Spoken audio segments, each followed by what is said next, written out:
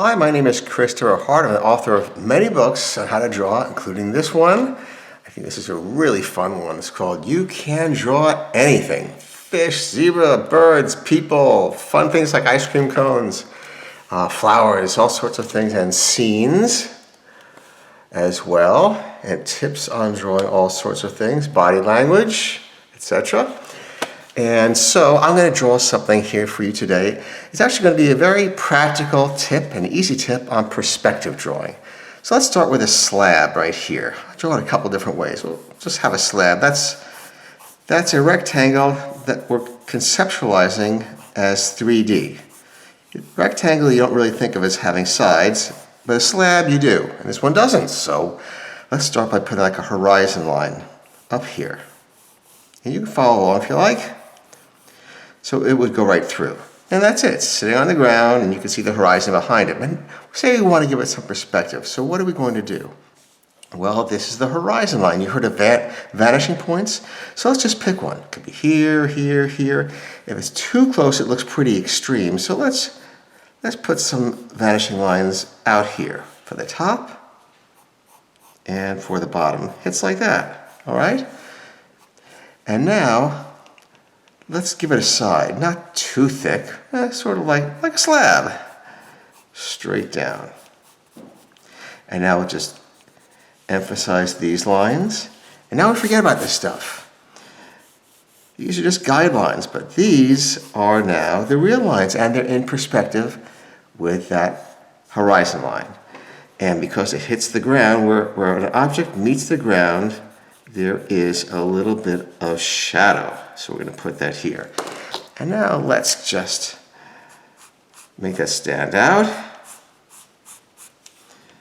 Like so. And notice I'm not using a ruler, just by hand. You don't have to use a ruler for this sort of stuff. On a very detailed, precise drawing, you may, but this is just to get the idea right. So here's the side, comes right up to the horizon line. And this is the bottom. It's parallel with the horizon line, parallel with the top. So let's do this also on top. And this goes down to the horizon line like so. And like I said, let's forget that horizon line now. It doesn't exist. Instead, we'll just give a little shadow here. So maybe the sun is over here, like this, coming down and hitting it right here, illuminating it, but this falls into shadow. This is called two-point perspective. Perspective right here, perspective right here.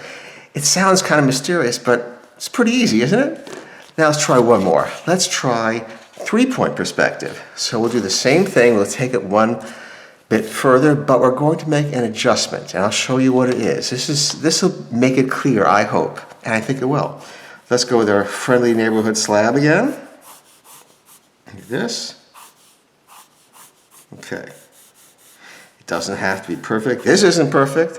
So now, to make a three-point perspective, that means you're looking down at it as well as to the side, or up at it and to the side. Not at the same time, just up or down. So we're going to look down at it. For that, we need to actually have the horizon line above the slab, like this. See that? Above. Now we start the same way we did before.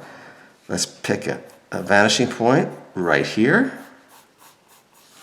It's just a guideline, doesn't really exist. And another one right here, like that. And now, any thickness you want, you can go here, here, here. There's no correct version. It's what looks good to you. But mine will be a kind of thin slab like this. I'll darken that in, so oh, we see that. But whoa, whoa, whoa, what happened to the top? Ah, that's a three-point perspective, because this one comes to the same vanishing point here, like that. And we bring that to meet this one, just like that. And now, we will fill it in. Actually, let's make that like this. So we're just kind of fudging it a little bit, just a little bit, just to get the concept right.